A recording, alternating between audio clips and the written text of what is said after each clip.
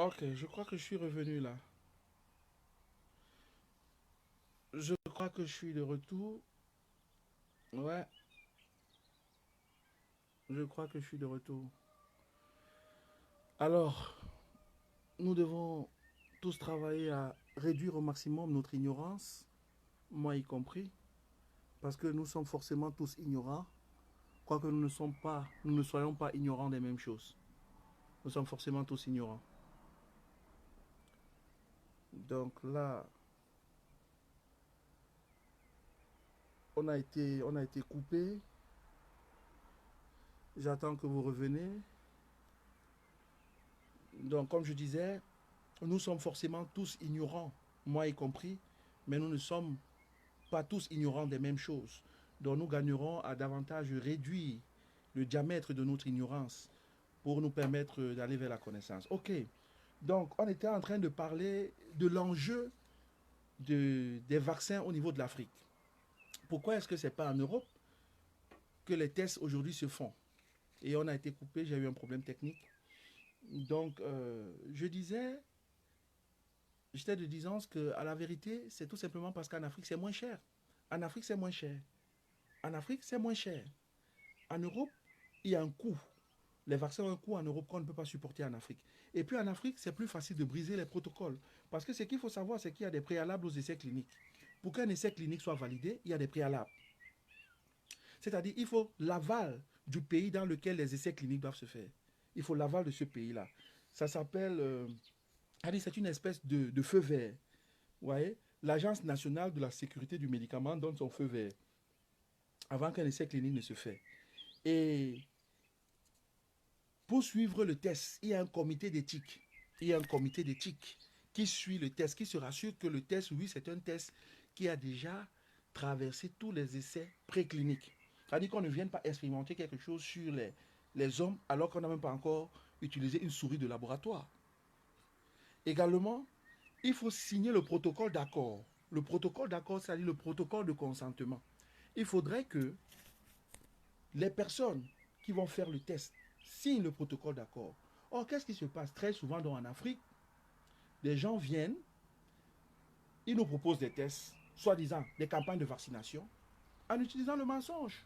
Parlons peu, parlons vrai. C'est-à-dire, ils viennent nous dire, par exemple, OK, c'était d'ailleurs le cas avec les prostituées qu'il y a eu au Cameroun. Les tests sur les prostituées par rapport au VIH. On fait des tests, on leur promet des consultations gratuites, des consultations gratuites chez un gynécologue pendant une certaine période de temps, pendant pratiquement un an. Et on ne leur dit pas qu'en fait, c'est pour faire des essais de vaccins. On leur fait croire que non, c'est un examen de routine, c'est une vaccination de routine. Ça se passe aussi avec les enfants. On dit vaccination de routine, oui, et c'est pourquoi il est très important que pour les parents, que vous ouvrez les yeux. C'est-à-dire que qu'on ne vous dise pas, oui, non, votre enfant doit prendre une nouvelle dose de vaccin parce qu'il y a un vaccin qui se fait là, parce que c'est gratuit, vous vous y adonnez. Non. Si vous n'avez pas des connaissances requises dans le domaine, appuyez-vous sur des personnes qui peuvent vous accompagner parce que ces vaccins-là peuvent se retrouver être des, comment dirais-je, des bombes à retardement. Vous voyez? Donc c'est très important. Donc en Afrique, c'est plus facile de faire des tests, de briser les protocoles, de ne pas respecter les protocoles d'accord, de ne même pas indemniser les gens, de ne pas faire le suivi sur plus de 10 ans, parce qu'on s'est dit que les gens ont faim de toute façon, donc on peut faire tout ce qu'on veut. Vous voyez? C'est pourquoi l'Afrique devient un terrain juteux, un terrain intéressant pour le business de la pharma-industrie. Vous comprenez un peu? Donc, quand on s'offusque disant non, nous ne voulons pas qu'on prenne des vaccins chez nous, c'est bien. Qu'on vienne vacciner chez nous, c'est bien. Mais au-delà de ça, il faudrait qu'il y ait une politique qu'au niveau de nos décideurs, que nos décideurs prennent des dispositions pour empêcher, par exemple, le déploiement de tels vaccins chez nous. Ça, c'est très important. Donc, au-delà de l'indignation, ouais, non, nous ne voulons pas de vaccins en Afrique, c'est bien beau tout ça. Mais il faudrait des politiques qui accompagnent cette position-là. Et ça m'amène à bondir sur un autre fait de l'actualité, ce que nos frères africains subissent au niveau de la Chine. Je voudrais dire que de tout temps, un peuple, aucun peuple n'a obtenu sa liberté sur du simple fait de son indignation par rapport à l'évolution de ses rapports avec les autres. Autrement dit, ce n'est pas parce que chaque fois on dit, oh, on voudrait faire les vaccins en Afrique, que les Africains disent, non, nous ne voulons pas. Nous ne voulons pas, nous nous opposons à ça, mais ce n'est pas possible. L'Afrique n'est pas votre réserve de cobayes. Ce n'est pas parce que nous avons dit ça qu'ils ne le feront pas. Tenez-vous tranquille, très souvent, même quand ils veulent faire des choses aussi perverses, aussi destructives, ils ne nous disent même pas. Ou très souvent, on le découvre quand les accords ont déjà été signés avec nos leaders. Donc il faudra peut-être que nous changions notre stratégie. Au-delà de l'indignation, de l'émotion, que nous pensions avoir une posture qui nous permettra de sécuriser l'avenir de nos enfants. Vous comprenez? Nos frères en Asie, c'est ignoble, c'est inhumain, c'est barbare, c'est rébarbatif. C'est juste pas possible ce qu'ils vivent. Mais figurez-vous que les Chinois, nous pensions à un moment donné que dans nos rapports avec nos frères de la Chine, que nous pouvions interagir à hauteur égale, de gré à gré, parce que nous n'avons pas un passé colonial. Nous n'avons pas un passé paternaliste de colonie et de métropole. Mais malheureusement, aujourd'hui, dans le cours des rapports, plusieurs faits nous amènent malheureusement à constater que très vite, la Chine se permet, ou du moins les Chinois, se permettent. Évidemment, quand on parle des Chinois, on n'est pas dans une logique de généralisation, nous sommes dans une logique tout simplement ici de désignation. Ils se permettent de faire chez nous ce que nous ne pouvons pas faire chez eux. Aujourd'hui, le Covid, Ebola, vous savez, le virus Ebola, il a un nom Ebola parce qu'il vient de la rivière Ebola. Donc on donne un nom très souvent à des virus en fonction de là où on les a trouvés. Mais le virus chinois, comme l'appelle Donald Trump, ou bien le Wuhan virus, il vient de Wuhan. Et ça, c'est pas un Africain qui l'a amené à Wuhan. Il faut que ce soit clair. Ça, je le dis pour vous qui n'avez pas accès à certaines informations, il faut que ce soit clair. Et ça m'amène à parler même de l'origine de ce virus. Permettez-moi, avant de revenir sur le problème de dignité auquel les Africains font face, le Wuhan virus, actuellement, la logique qui consiste à être, si vous voulez, la cause connue et admise de tout comme étant l'origine véritable du virus chinois ou du Wuhan virus COVID-19, là sont des synonymes.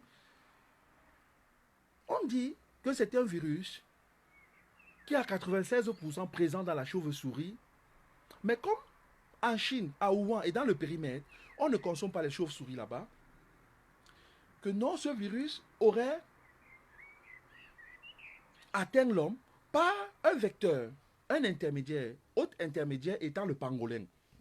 Sauf que le pangolin ne se mange pas en Chine ni ailleurs comme se mange le poulet. Vous comprenez un peu? Autrement dit, c'est même un animal qu'on vend seulement dans le cadre du braconnage aujourd'hui. C'est-à-dire qu'il n'est pas permis d'acheter ou de vendre le pangolin. Donc on n'arrive même pas logiquement à expliquer la loi émanante, expliquer comment le pangolin se soit retrouvé dans le plat d'un homme et comment est-ce que le COVID-19 se retrouve dans l'homme, ou en l'homme si vous voulez. Ça, c'est l'une des thèses. Mais c'est la thèse qui est admise, que ouais, chauves-souris et tout. Mais on s'est rendu compte que les chauves-souris vivent sur les arbres et très éloignés de Wuhan. Mais sauf que pas très loin de Wuhan, et ça, je reviendrai dans une autre chronique pour vous parler de ça, pas très loin de Wuhan, le centre même de l'épidémiologie ou de la pandémie, si vous voulez, de l'épidémie autant pour moi, le centre de la pandémie aujourd'hui à Wuhan, quoi qu'il se soit dépolarisé, délocalisé vers les États-Unis et l'Europe, à Wuhan, il y a à 284 km un laboratoire de niveau P4, c'est-à-dire c'est l'un des plus grands laboratoires du monde. Quand on dit laboratoire de niveau P4, c'est un laboratoire, si vous voulez, où peut se créer la bombe microbiologique. C'est un laboratoire chimique de haute envergure. C'est le sommet du sommet. Et là-bas, ce sont des laboratoires où il y a des techniques et une sécurité pas possible. On dit qu'une chauve-souris, un rat de laboratoire se serait échappé. Mais attends, il s'échappe comment? C'est juste pas possible. Vous comprenez? Et là, on est à 284 km de Wuhan. Il s'est échappé, et bizarrement, oui, même s'il s'est échappé, dans la lutte, dans toute épidémie, il y a toujours ce qu'on appelle la médecine de patient zéro. Aujourd'hui, on n'arrive pas à identifier le patient zéro. Le patient zéro, c'est qui? Le premier patient du Covid-19, en Chine même, où ça a été, on a eu les premiers signes en novembre, décembre, il s'appelle qui? C'est qui? On ne l'a pas. Vous comprenez? C'est pour vous amener à réfléchir. Je ne vais pas vous livrer ça dans une assiette toute faite, mais je mâche et je mets dans vos bouches pour que vous compreniez un peu. Le patient zéro, il est où? C'est qui? dans la lutte contre une épidémie, c'est très important d'identifier le patient zéro. Parce que c'est ça qui permet de faire, lorsqu'on fait la séquenciation du virus avec la polymérase chaîne réaction, dans la PCR, on détermine que le virus du Covid-19, qui est le septième d'une famille de 7 enfants, comme je disais, présente des caractéristiques à 10% proches du VIH-1. Je ne sais pas si je me fais comprendre. Le Covid-19 a 10% de son matériel génétique qui est semblable au virus du VIH-1. Allez comprendre. Ça, c'est d'un. De deux, le Covid-19 a 10% de son matériel génétique qui se rapproche du virus d'Ebola. Est-ce que c'est pas intéressant ça? Vous voyez que on parle d'un virus qui est quitté des chauves-souris, qui soit quitté, entre guillemets, des chauves-souris, a transité par le pangolin, l'autre intermédiaire, pour se retrouver chez l'homme, mais bizarrement, il n'a pas que les caractéristiques de ses autres 6 autres frères coronaviridés, mais il ressemble étrangement à un virus nommé le VIH1 qui jusqu'ici n'a pas pu être isolé. Vous comprenez, vous conviendrez avec moi que nous sommes là. Je ne suis pas unique, je ne plonge pas dans la thèse complotiste au sens vague du terme. Je suis un scientifique. Je suis un scientifique et je pense que je ne peux pas vous parler des choses dans le but de vous égarer. Je vous transmets la science de la façon la plus digeste possible pour vous permettre d'avoir des clés de compréhension. Et puis après, que chacun maintenant utilise les clés de compréhension que j'ai données pour pouvoir activer sa substance grise. Donc vous voyez que si on a des similitudes avec le VIH-1, des similitudes avec le virus Ebola, on comprend très bien pourquoi la propagation est si rapide. Et on comprend très bien pourquoi dans certains films, pour ceux qui ont Netflix, on annonçait effectivement par la voix d'un philanthrope connu, qui a une fondation, Bill Gates, on annonçait pourquoi la venue prochaine d'une pathologie qui correspond aux caractéristiques presque du coronavirus et du Covid-19. Donc ça, ce sont des pistes de réflexion, juste pour vous faire comprendre que si dans ce virus pas de Wuhan, comment se fait-il qu'aujourd'hui, parce que des Noirs sont sur votre territoire, que vous les pourchassez, vous les matraquez, vous les flagellez, vous les molestez, parce que ils ne sont pas vos semblables immédiats. J'ai lu que l'Union africaine a dépêché 4 représentants et a mandaté, même pas mandaté, ils ont sommé le gouvernement chinois d'éviter les représailles contre les ressortissants africains. Mais j'ai envie de vous dire, c'est très faible dans une logique de positionnement. Venant de nos États, c'est très faible, c'est très faible. Ça n'a pas de poids, ça n'a pas, c'est pas mantonifié. Une telle décision devrait s'accompagner des mesures strictes. Vous voyez, est-ce qu'un Américain peut se faire molester comme les Africains, comme c'est le cas des Africains, s'il est là? Mais non. Et on ne peut pas dire chaque fois, non mais l'Africain c'est trop, nous ne voulons plus ça. Oui, mais il faudrait que nous ayons une posture qui nous permettra de refuser ça en bloc, mais il faudra au-delà de ça que nous ayons les moyens de notre politique. Le virus du Covid-19 s'appelle Wuhan virus. Ou alors, comme Donald Trump aime l'utiliser, le virus chinois. Mais ce n'est pas nous qui l'avons créé.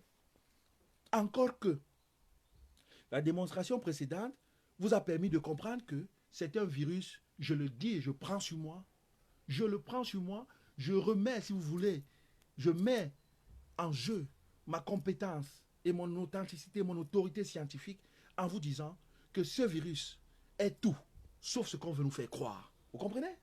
Il est tout sauf ce qu'on veut nous faire croire. Oui, nous utilisons les méthodes barrières, les mesures barrières. Oui, nous nous désinfectons les mains. Oui, nous prenons les mesures, le confinement, etc. etc. D'accord. Nous ne négligeons pas, oui, parce qu'il cause des victimes. J'ai lu en préambule le nombre, l'État, j'ai fait un état des lieux. On a pratiquement 2 millions de personnes contaminées, et avec 1 million 400 pratiquement positifs, actifs, 400 000 rémissions, 118 000 décès dans le monde. Donc ça veut dire que nous ne le prenons pas à la légère.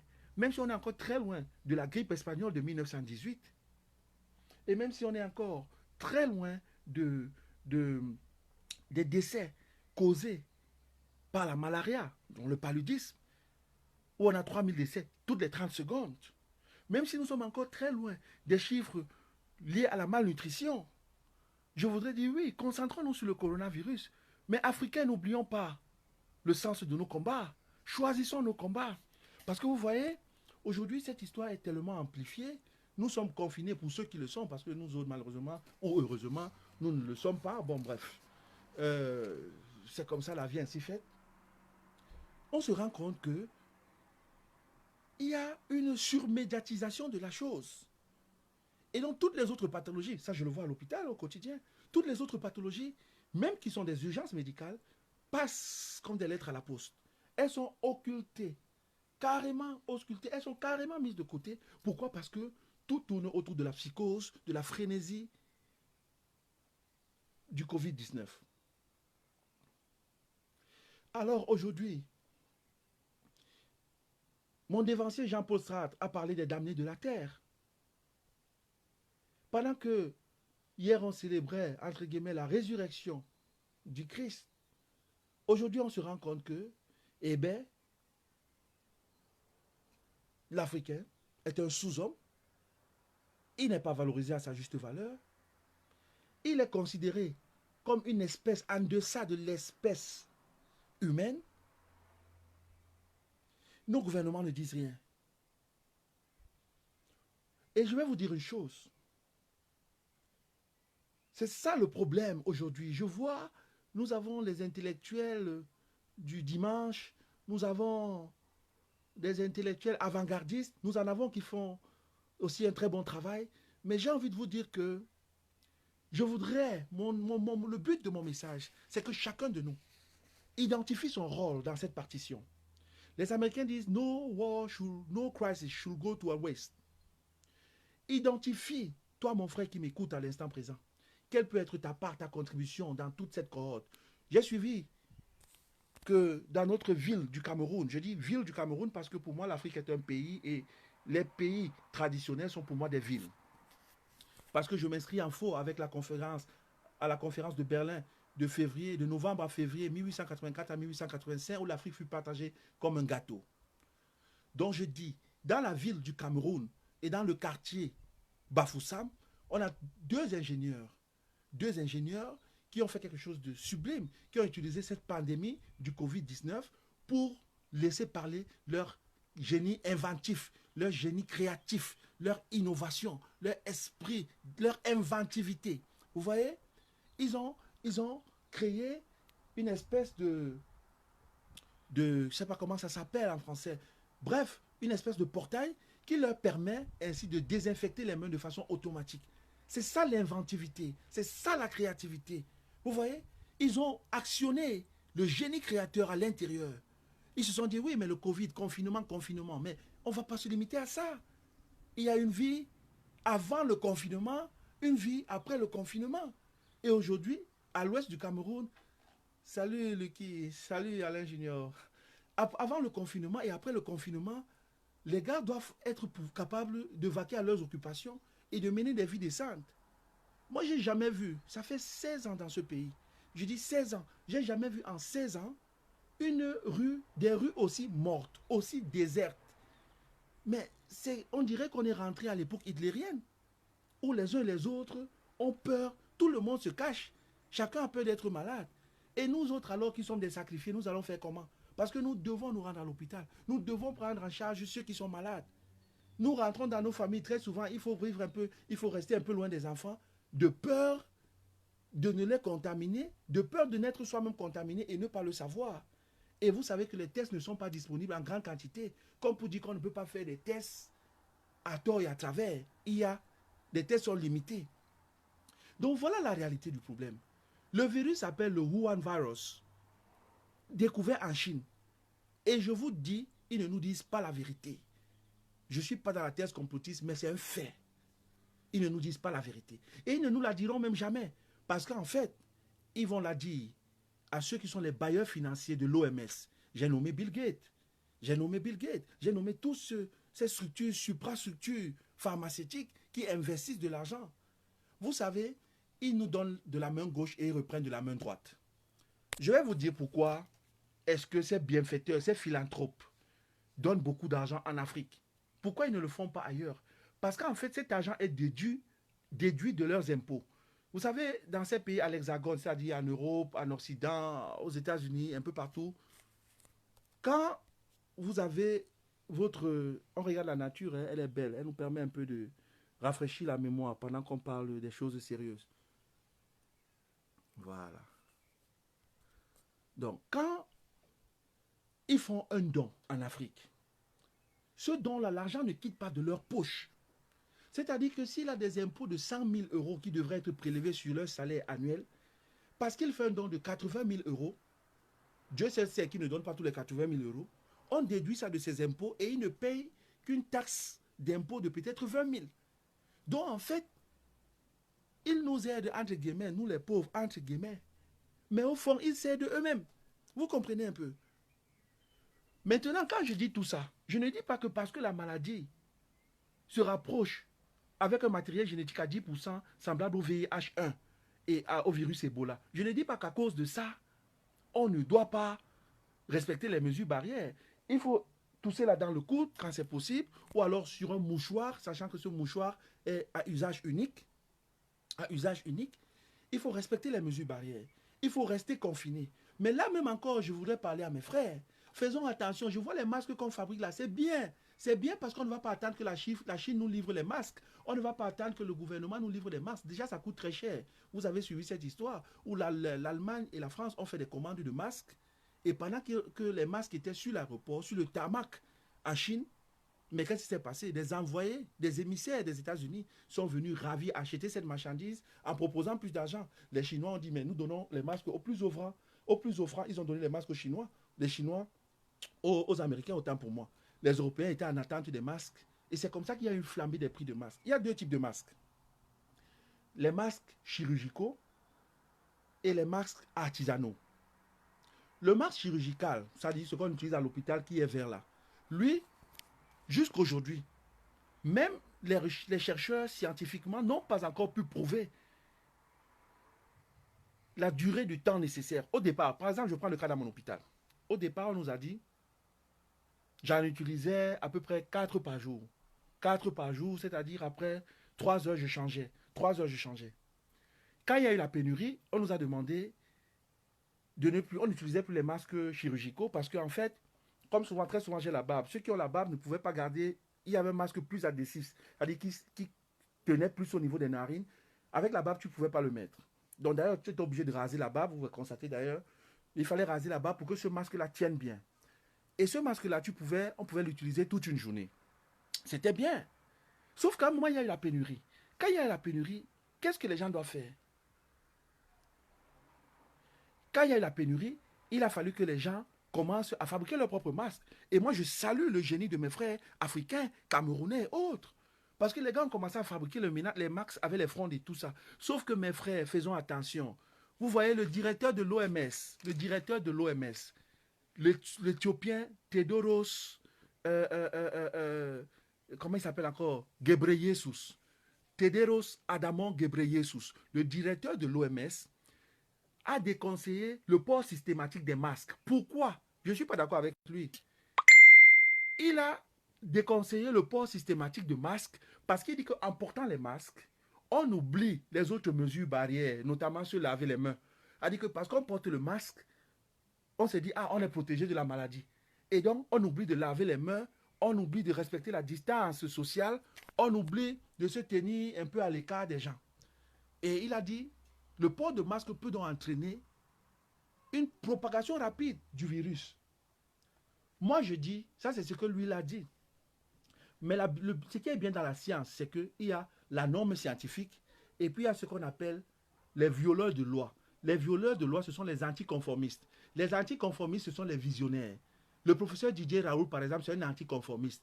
On dit en science qu'il faut faire des essais précliniques, faire l'essai clinique avant d'avoir une thérapie pour un médicament. Il dit non, nous sommes en situation de guerre, urgence, urgence. Je trouve ce que j'ai, j'utilise ça pourvu que je sauve mon peuple. Mes frères de douleur et de couleur. C'est ce qui s'est passé. Donc aujourd'hui aussi, en tant qu'anticonformiste, je vous dis le port des masques est utile. Parce que l'exemple coréen, sud-coréen, nous parle. L'exemple taïwanais nous parle. Malheureusement, vu que la Thaïlande n'est pas partenaire de l'OMS, les succès qu'eux ils ont fait dans la lutte contre le Covid-19 n'ont malheureusement pas été divulgués parce que comme ils sont en branle-bas un peu à ce moment avec l'OMS, ils ne pouvaient pas mettre à la disposition de toutes leurs informations. Encore que même les Chinois qui l'ont fait, on a dit que les Chinois ont cassé des informations parce qu'on s'est rendu compte qu'au niveau des pompes funèbres, on avait à peu près 10 000 cercueils. Ils nous ont parlé de 2345 morts. Mais 2345 morts pour 10 000 cercueils, les Européens ont commencé à suspecter les Chinois de mensonges. Ils disent non, certainement ces Chinois ne nous disent pas la vérité. Sauf qu'un représentant chinois a expliqué que non, pendant 2 mois, les gens étaient confinés. Il y a eu des morts qui ont été gardés dans les morgues. Et donc, à l'issue des 2 mois, ils ont en moyenne 5 000 morts par mois. Si vous faites 5 000 ou 4 000, 4 000 fois 2, ça fait 8 000. Plus les 2 000 morts du Covid, ça faisait à peu près 10 000 morts. Et ils ont dit que c'est ce qui justifiait le nombre d'enterrements ce jour-là. Comme quoi, nous sommes dans une guerre, mes frères. Nous sommes dans une guerre où la Chine se positionne. La Chine a repris le leadership en vendant les masques. Les Américains veulent se positionner parce qu'ils ne veulent pas perdre le leadership. Il y a les élections le 3 novembre. Les républicains contre les démocrates. Ils sont sur le terrain du Covid-19. Il faut que chacun gagne. Il n'y a que les Africains, nous, qui sommes les suiveurs. C'est-à-dire qu'on attend quand le petit Macron va dire quelque chose. On dit, ok, Macron a dit ceci, on y va. Mes frères, je suis malade au même titre que vous. Il faut qu'on trouve le moyen de sortir de cette nasse. La nasse, c'est comme un panier dans lequel les poissons sont. C'est-à-dire que pour sortir de la nasse, c'est compliqué. Mais ce n'est pas impossible. Ce n'est pas impossible. Donc, revenant au masque, je voudrais tout simplement nous dire, chers frères, lorsque nous mettons les masques que nous avons fabriqués là, ce qui est bien, ça fait parler, ça témoigne de notre génie. Faisons tout simplement attention lorsqu'on les enlève. Ne touchons pas la partie extérieure. Vous voyez? On ne touche pas la partie extérieure parce que si tu enlèves le masque en touchant la partie extérieure, mais tu as contaminé tes mains. Vous voyez, tu as contaminé tes mains. Et donc, ce qu'on tourne en rond, on va mettre le masque pour protéger et en même temps, on va se contaminer sans le vouloir. Donc, il faudrait qu'on fasse attention à ce niveau-là. Il faudrait qu'on fasse attention à ce niveau-là. Autre chose.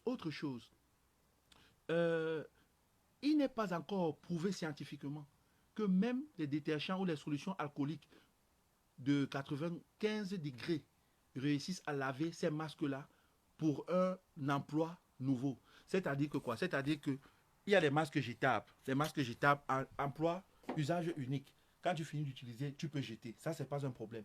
Mais les masques pour lesquels, je vais me déplacer un peu, on a la lumière qui... Mais les masques qui sont, comment dirais-je, on cherche le bon angle, voilà. Donc les masques qui ne peuvent pas être utilisés en emploi jetable, ces masques-là, il faudrait que nous trouvions le moyen de les laver.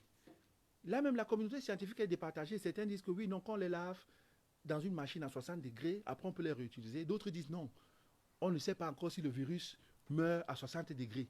Donc vous voyez que la recherche est encore en plein cours. C'est pourquoi personne ne peut venir en ce moment et vous parler d'une thérapie avec grand T. Vous dit que voici la solution. Non. Et c'est pourquoi vous remarquez, je vous avais dit dans une vidéo précédente, soyons indulgents avec nos politiciens. Parce que nos politiciens ne pourront pas nous dire avec exactitude ce qu'il y a comme problème. Ils vont nous dire, les politiciens ne vont dire que ce que nous les scientifiques, nous leur disons. Vous comprenez? C'est-à-dire qu'ils vont venir vous dire, ok, en ce moment, faisons ceci, parce que la science, les scientifiques leur ont dit que c'est ça qui marche. Le jour où on revient leur dire que non, on s'est rendu compte que le virus ne se développe pas comme ça, ils vont encore venir vous faire une autre communication. Sauf qu'ils ne sont pas assez humbles. Lorsqu'ils viennent pour vous parler, pour vous dire que, comme vous voyez là, ce virus-là, on ne le maîtrise pas encore. On fait encore nos essais. À certains moments, les essais même échouent. À certains moments, les essais nous donnent telle information. Ils viennent parler. Quelqu'un vient dire, moi, président de la République, ou bien moi, ministre de tel, je déclare confinement pendant 2 semaines. Mes frères, je vous annonce quelque chose. Ce confinement-là, sachez qu'il va encore durer un bon bout. Et après le confinement, il y aura le déconfinement. Même pendant le déconfinement, il faudra faire très attention parce que c'est là où il y aura la deuxième vague, le deuxième pic épidémiologique est attendu par les scientifiques pendant le déconfinement. Donc, s'il faut que je parle de façon terre à terre, nous sommes au mois, aujourd'hui c'est quand? Le 13 avril. Disons-nous que disons, de toute façon, jusqu'à fin mai, jusqu'à mai, on sera encore dans la logique du confinement. Vers peut-être mi-mai, certains États, parce qu'il y a des conséquences économiques, vont dire non, à ce moment-ci, on ne peut plus. Comment on fait nos mamans, les bayam selam, les gens qui gèrent leur dividende au jour le jour, ils vont faire comment? Il n'y a pas des entrées. Les gens vont mourir. Ils vont dire non, autant mieux la famine nous tue, autant mieux le virus nous tue que de mourir de famine, parce que la famine va nous tuer de toute façon. Alors, vers le mois de mai, mi-mai, fin mai, beaucoup de pays seront déjà, même en début mai pour certains, dans la logique du déconfinement. Et après le déconfinement, on va aller vers le déconfinement jusqu'en juin dans certains États. Sachez que on aura dans le deuxième, les derniers pics épidémiologiques vont apparaître vers juin, mais même après ce moment-là, on aura toujours la courbe qui sera descendante. Donc, on sera accompagné par la pathologie pratiquement jusqu'en juillet. Jusqu'en juillet. Et c'est donc à partir de juillet, que nous allons maintenant commencer à... Les frontières vont être réouvertes ci et là. Les gens vont pouvoir commencer à librement circuler entre les États. Je dis bien à partir de juillet. Sauf que même à ce moment-là, vous voyez qu'il y aura encore des cas. Parce que tous ceux qui n'ont pas encore été dépistés, qui ont des symptômes, parce que quand on est asymptomatique, il n'y a pas de problème. Mais tous ceux qui sont positifs à la pathologie et qui sont asymptomatiques, qui peuvent passer le virus à d'autres personnes. Si tu passes le virus à quelqu'un qui est plus faible, la personne va donc, parce que la personne a des comorbidités, des problèmes de diabète, d'hypertension artérielle, etc., la personne peut faire la maladie. Alors que toi qui la lui as passé, toi qui étais le vecteur, tu es tranquille. Donc c'est ça, il y aura donc des cas encore comme ça isolés qui vont sortir ici et là. Donc vous voyez que cette crise va nous accompagner jusqu'à pratiquement décembre de cette année. Mais avec des phases intenses, des phases moins intenses. Donc moi, mon message pour vous, mes frères, c'est que comment est-ce qu'on peut utiliser cette crise pour changer le cours des choses? Comment est-ce que nous pouvons nous appuyer sur ce qui est en train de se passer là pour nous réinventer? Que ce soit sur le plan musical, il faut faire un nouveau type de musique, il faut se réinventer, avoir une nouvelle approche marketing. Est-ce que pour les bayam selam, les opérateurs économiques, les commerçants, est-ce qu'il faut faire un autre type d'activité économique? Il faut se réinventer. Il faut se réinventer. Et voilà tout le challenge qui se présente à nous.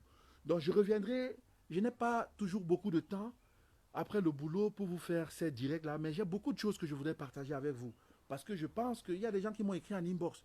Donc, mais dis quelque chose. Il y a tellement de questions. Et lorsque je dois répondre aux gens de façon individuelle, je rends compte que ça me fatigue. C'est pourquoi je préfère par les directs répondre aux questions que vous me posez.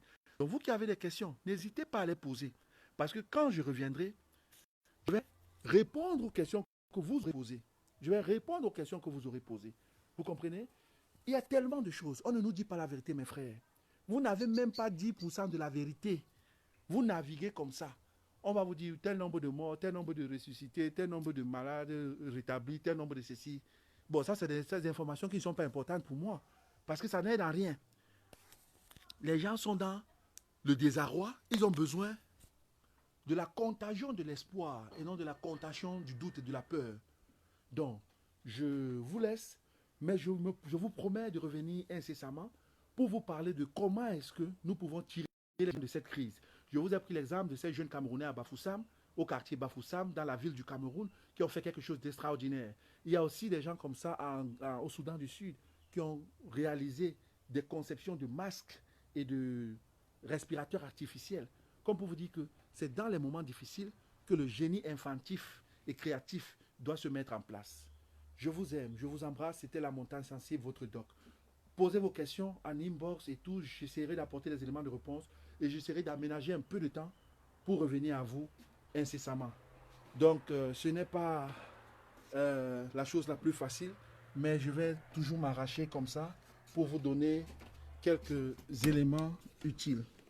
Donc, portez-vous bien, prenez soin de vous. God bless you all. Bye bye. Partagez si possible.